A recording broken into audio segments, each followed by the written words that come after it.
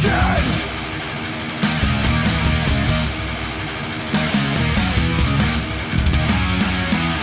the chopper!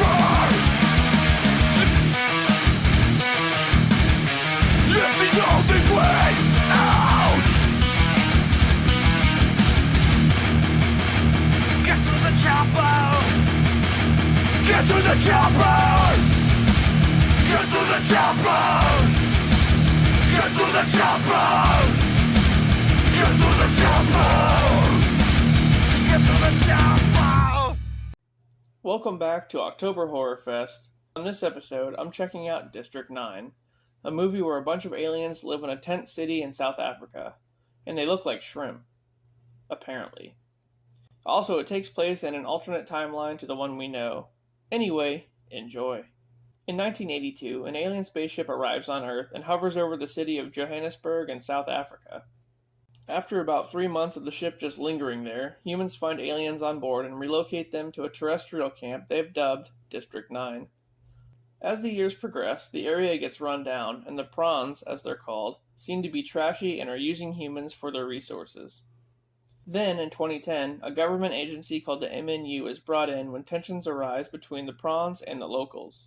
The agency is tasked with relocating the aliens outside the city, and the operation is overseen by Wikus, an MNU employee who is very awkward.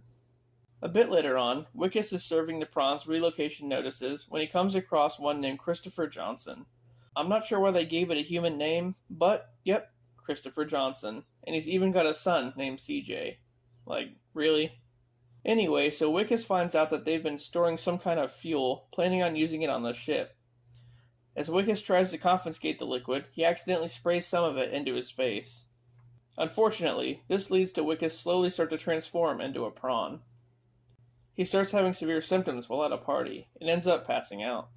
Wikus is taken to a hospital where he finds out that his hand is now a claw.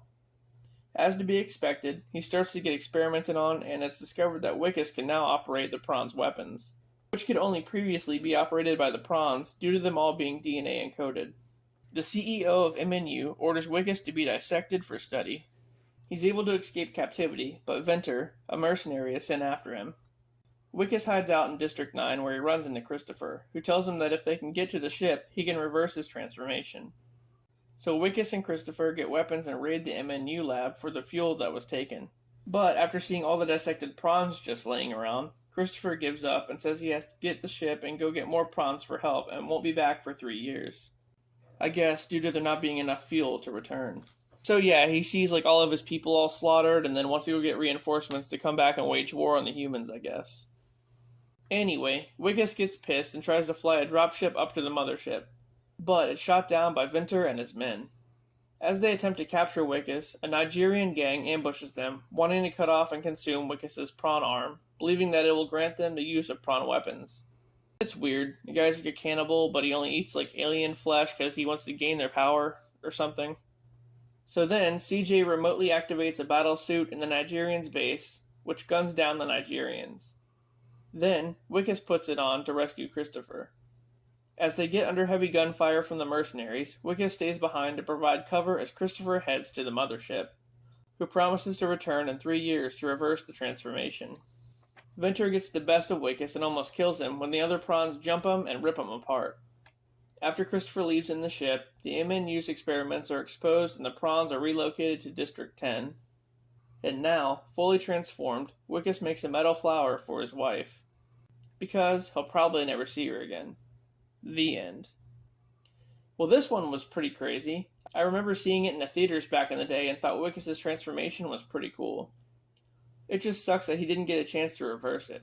But maybe Christopher was just like, yeah, fuck this dude, I'm out. Or maybe he just forgot. Who knows? But what if they made a sequel? District 10. Would you guys want to go see that?